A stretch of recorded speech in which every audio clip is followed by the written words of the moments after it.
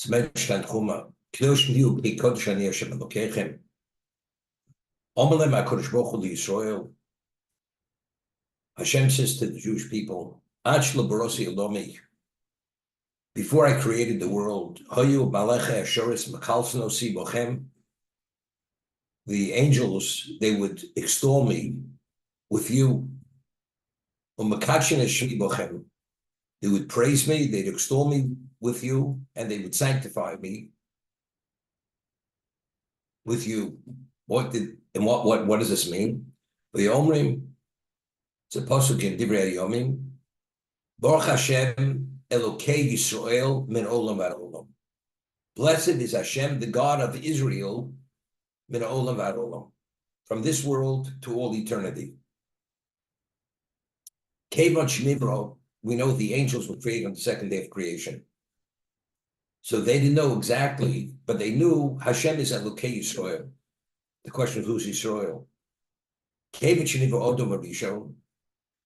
When Hashem created Adam, who was that special person, as it says, that before he ate of the Eitz Hadas, he radiated a radiance which had a semblance of Hashem's radiance. O Malchei Shores Lifnei HaKadosh Baruch Hu, Ribon Shalom. The angel said before Hashem, Master of the universe, this is the one that we extol you in his name, because it's Elokei Yisrael. Omelem Lo. He says, no, he's not the one. Ganafu. Why? Because he's a thief.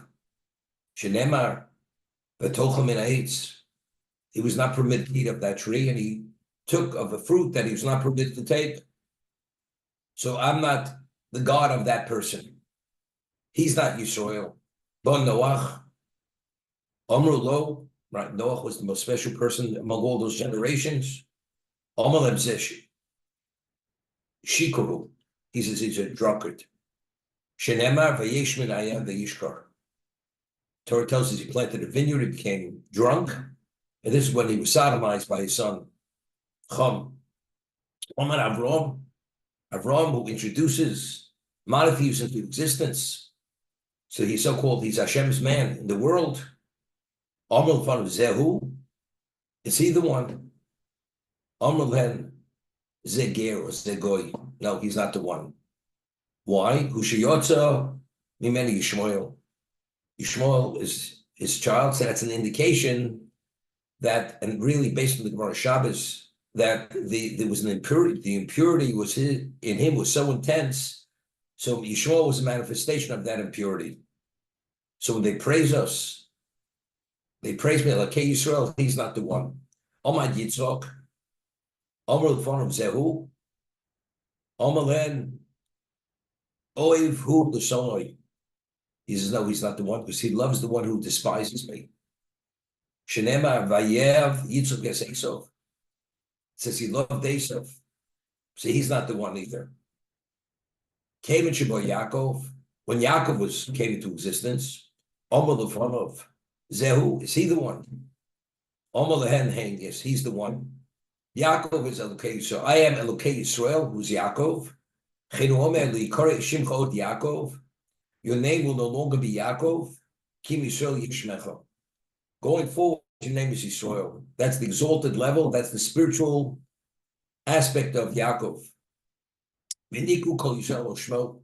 We're called Bnei Yisrael. We're not called Bnei Yaakov. Meaning that spiritual persona of Yaakov, the Jewish people possess that. Bosasho, Kidesh, HaKadosh Baruch Hu Yisrael Shmo. At that moment, Hashem sanctified Klal Yisrael, that they are the people who represent his name. We carry the name of Yisrael, and Hashem is Elokei Yisrael. We, being his children, Yaakov's children, he sanctified us that we are his people. Shenemar, Yisrael ad Hashem cho espoer. Hashem says, Yisrael, through you I will be glorified. Omar Kodesh Baruch Hu Yisrael, hoil v'nikdashtem l'shmi ad shelo barosei olam. Since you already designated to sanctify my name before I even created the world, because the angels were already extolling me as Elokei Yisrael. Meaning that is your objective, that is your value. Hey, you kedoshim, shishem shani kodosh. Therefore, you must maintain the persona of kedusha because you represent me because I'm kodosh. Shenema ki kodosh ani Hashem Elokechem. Kach nemar kedoshim tiyu. Moshel Madav, what is it analogous to? Lamelo shekidush isha. A king marries a woman. So before he marries her, she's not a queen. After he marries her, now she becomes his counterpart. She's the queen. All my laws, he says to his wife, to his newly taken wife, Hov niskadash lishmi, since you became betrothed to me, ani melech ad malka, I am the king, you are the queen. Kishem shu kvodi, whatever is my honor, kachu kvodech, that's your honor. Lama shat ishti, meaning we're really, what has relevance to me has relevance to you. By Kabbalah Torah says, go and sanctify the people. Meaning they had to, for 3 days, they weren't permitted to engage in cohabitation with their wives. You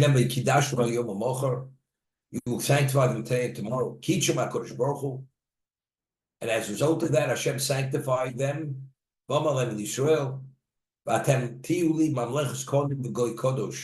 You'll be a kingly, princely nation and a holy people. Why? Because I am Kodosh. Therefore, because we have this relationship, you reflect my Kedusha.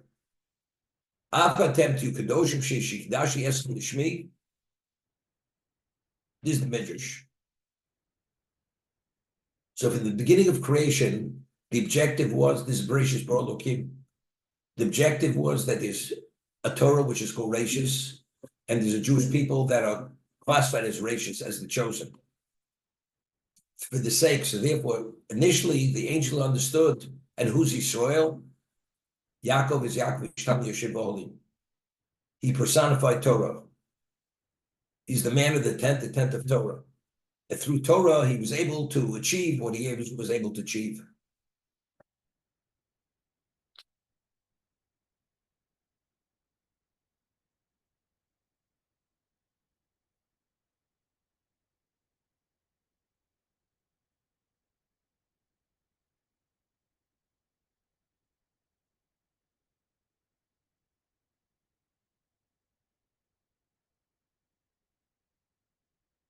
Okay, let's go further.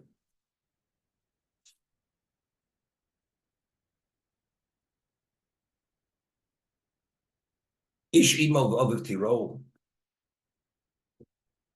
A person must revere his mother and father. Esh apsoshet tishmru. And you must observe my Shabbosos. Ani Hashem Elokechem. Ani Hashem Elokechem. Well, what's the conclusion? I am Hashem Elokechem. So Rashi brings the famous Chazal. Let's see Rashi. Ishim of Tiro, Kol Echad became Tiru of Imo. You have the obligation to revere your mother and your father. Zeb Shom Pshuto, Umedrashu Eile Eliish, Ishim Minayin, Shuobe Tiro.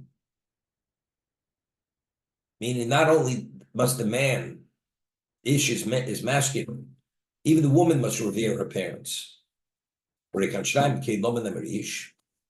So what does it say? Ish, simply masos. A man, it's within his ability to do this always. Now, what's the discussion? If a father requests something from his daughter and it infringes on the husband's rights, because when a woman marries a man, she has certain responsibilities to her husband. So the husband's rights take precedence over the request of the parent. That's the ish. Ish, a man always, because he always is in a position of doing, and he's not bound to, he's not subject to the woman's wishes, only to what he agreed to. But a woman, her whole value is to accommodate the husband. I always go back to creation. Why did Hashem create Chava, the woman? Eza Kenegdo. Her value is to assist him to achieve what he wants to achieve, what he must achieve. So therefore, if there's any infringement on what he must do or what he wants, that takes precedence over her responsibilities to her parents. That's the issue. So Rav Moshe Feinstein has an interesting psak.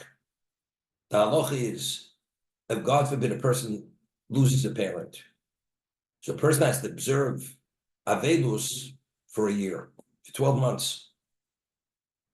What is observing Avedus? Observing and grieving for a year over the loss of a parent. It's a fulfillment of the mitzvah of kibbud avei. It's honoring your parent. You're honoring their memory that for a year, one doesn't engage in certain activities which are contrary to what that represents, losing a parent. So let's say you have a situation, the husband wants to go to a wedding, and we know that for a year, the person is an ovel, halachically is not permitted to go to a wedding. But let's say the husband is going to a wedding, and the husband says, I want you to accompany me to the wedding because I don't want to be all by myself. Everybody comes with their spouse, and I don't want to be without my wife. Is she in violation of this? Is this a breach of her observance of Avedus? So Moshe Feinstein rules that what? She's permitted to go to the wedding. Why? Because the only reason why she's observing the Avedus, it's a fulfillment of the mitzvah kibbud avei, honoring one's parent. And since over here, honoring one's parent is an infringement on the husband's rights, because she's bound to him to accommodate him, therefore she's permitted to go to the wedding, although it's within the 12 months of the passing of her parents. That's what Moshe Feinstein's ruling, his psak. But it's based on this. Ish imov. Ish, a man, the male is always obligated. But at times, if the woman is married, if she's single, she has the exact same obligation. If she's a widow, divorced, and never married, she has the exact obligation as a man. But the moment she marries, she's bound to the husband, then the husband's needs take precedence over her parents' needs. In Kedusha, Mishnah tells us a woman could be acquired, married through one of three ways. He gives the woman something of value, which is minimally a Shabbat Pruta, and she accepts it for marriage, she's married. You give her a document, she's married. Through cohabitation, she's married. Samar asks, how do we know that giving her something of financial value, that's a means of marriage? Because the Torah tells us that it says, Kikach ishisha. When a man takes a wife, so the term is Kikach. And we find that Avraham Avinu, when he purchased the Marsa Machpelah from Ephron, it says, Kesef hasodeh kach mimeni. The money for the field take from me. So it uses the same word, kicha. So just as the purchase of the field came through giving something of monetary value, marrying a woman, if you give her something of monetary value, which is a Shabbat Pruto, and she accepts it in marriage, she's married. So the Rashba asks a question, what's the halacha if you want to acquire a piece of property and the owner says you're able to acquire it through chazokah, meaning go and demonstrate your ownership by putting a fence around the property, changing the lock, which is an indication of ownership, demonstrating ownership. Gemara tells us that if a person wants to acquire a Canaanite slave, and a Canaanite slave is a chattel, and we find that the same kinyon that you're able to acquire a piece of property, fixed property, you're able to acquire a slave. So if the slave goes and he carries the master, carries him the way a slave carries a master, that's a demonstration of ownership on the slave. And it's considered an acquisition, that the owner of the slave transferred his ownership rights to the new master. So the Rashba asks, if we have a Gzera Shava, Kicha Mistei Ephron, and that's how we're learning the law of if you give something of material worth to the woman she's married, so why is the woman acquired through chazokah? It's like a piece of property. So the Rashba answers, when you marry a woman, You don't own your wife. You don't own her. You have certain rights. By giving us something money, it gives you rights. The woman is bound to you regarding certain areas of rights, but she's not a chattel. Chazaka is you acquiring the object. That's chazaka. I own the field. I own the slave. Therefore, chazaka has no relevance to marriage. But money, it's a means of ownership rights. It's not the object. You have interest in certain rights in the object or in the woman. So the same thing. A woman, when she marries a man, she's bound to accommodate him at certain levels. And whenever it's considered an infringement of those levels, his position takes precedence over her position.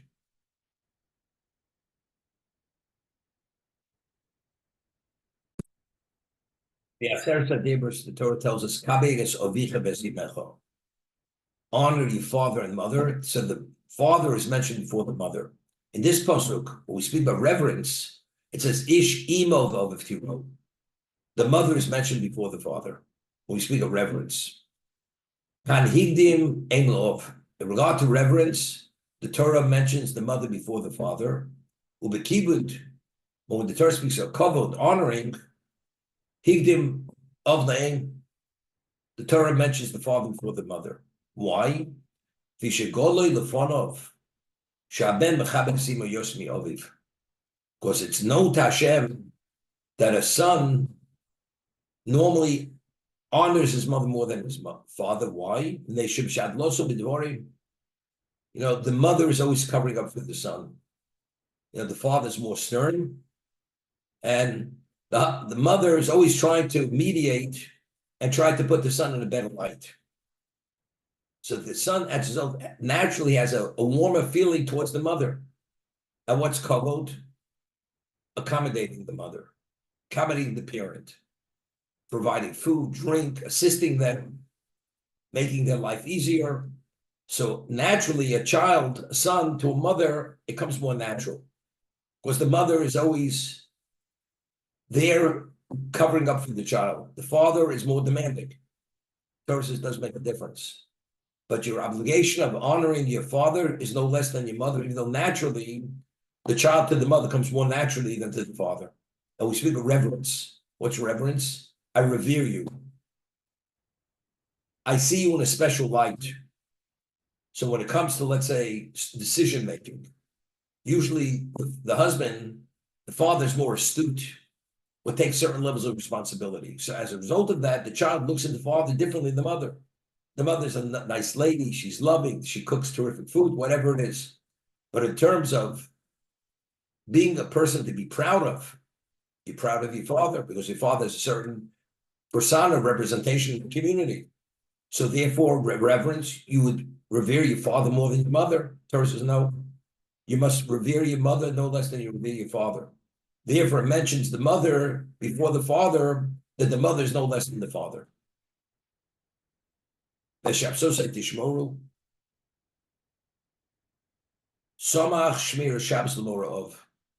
Torah juxtaposes the observance of Shabbos to revering your father. As much as you must revere your father, Hashem says, although I've commanded you, you must revere your father, and his word is so-called sacred. If your father tells you to violate the Shabbos, you should not listen to your father, or anything. He tells you it's not important. You're obligated to revere me. My word takes precedence over Hashem's word. The reason why I must revere you is because Hashem said, but if your dictate is in contradiction to Hashem's word takes precedence. Therefore, you should not listen to your father if it's a contradiction to what my dictate is. Rabbi? 1 second.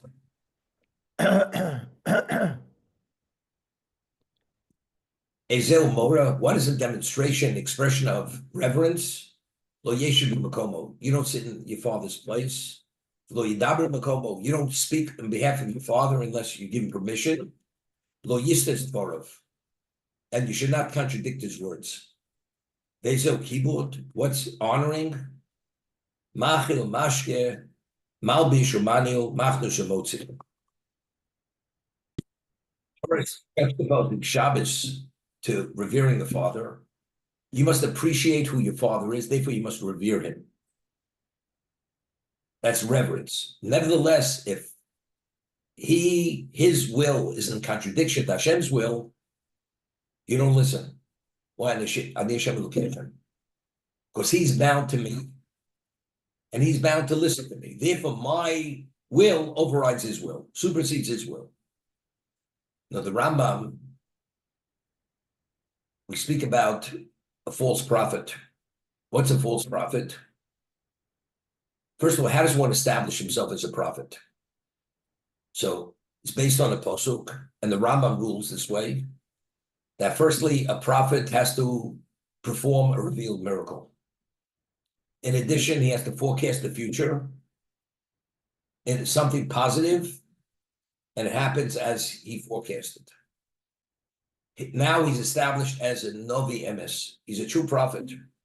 However, if now he comes and says, he had a prophecy, a communication, Hashem says, go do idolatry.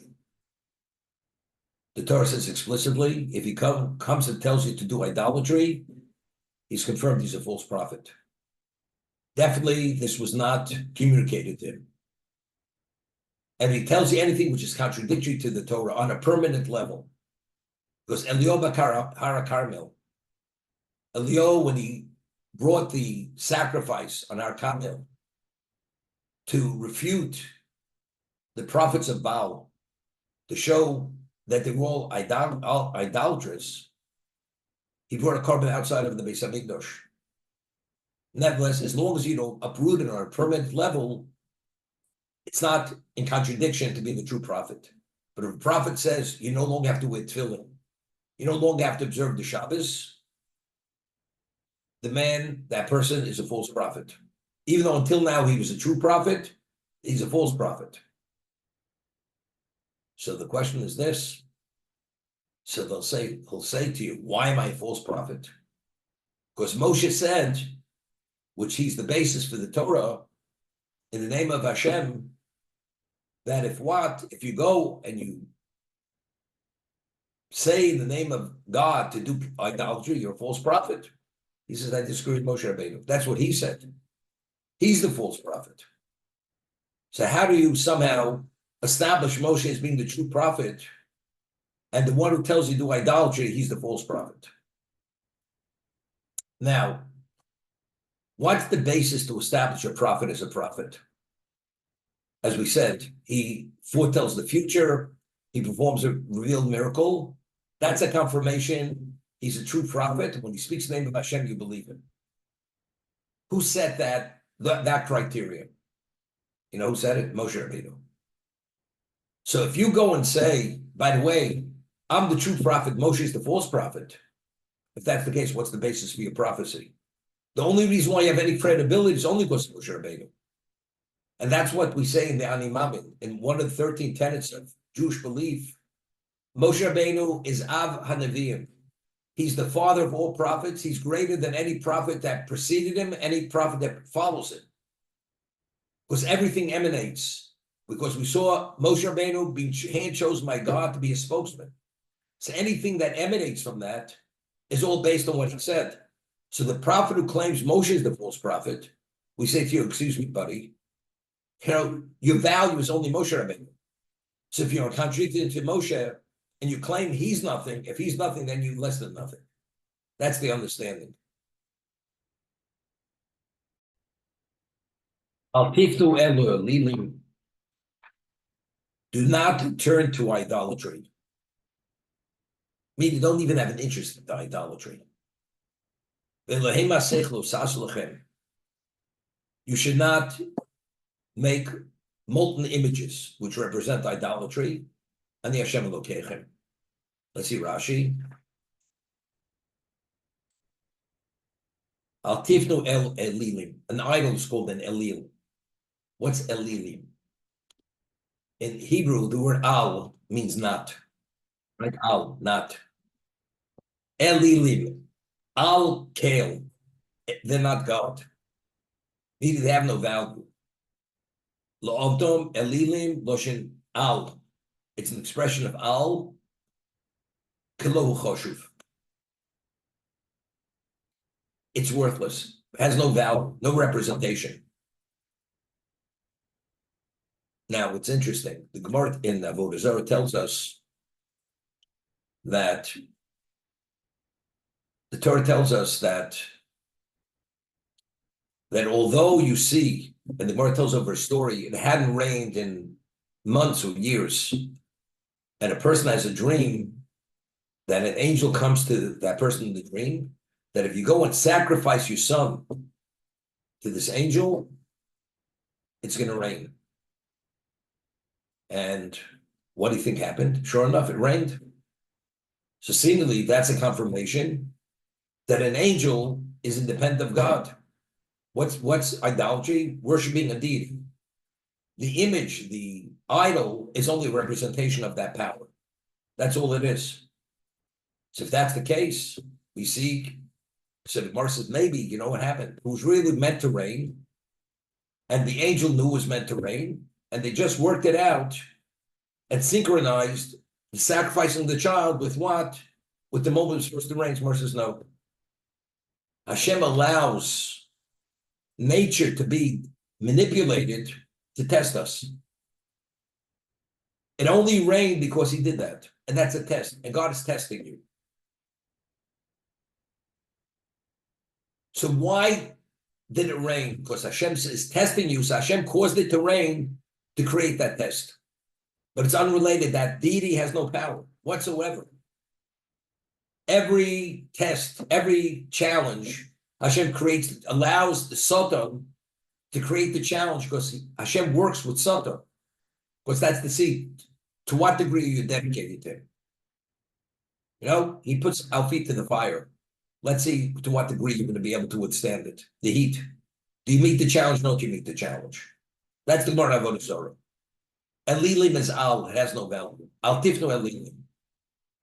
You know, you see, people go there, they succeed. You know, there's a story many years ago.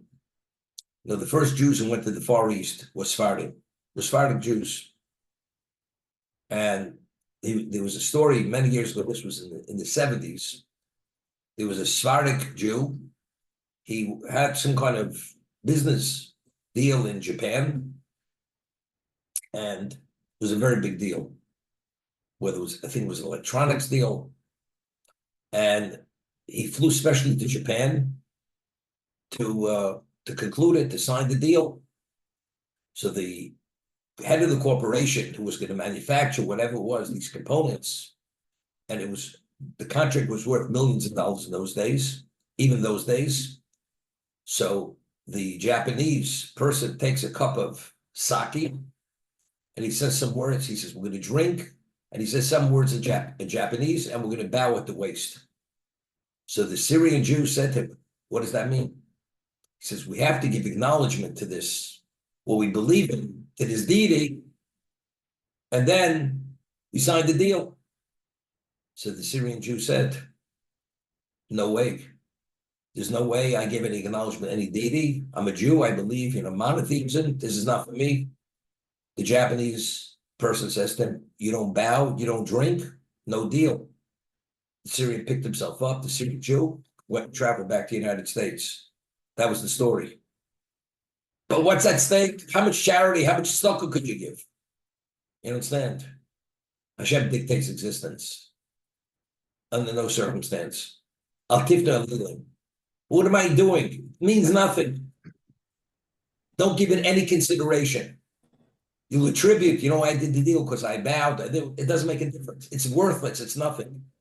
Bow to a heap of dung that has a stench that you could actually be asphyxiated with that smell. You're going to bow to it. That's exactly what it is. Is there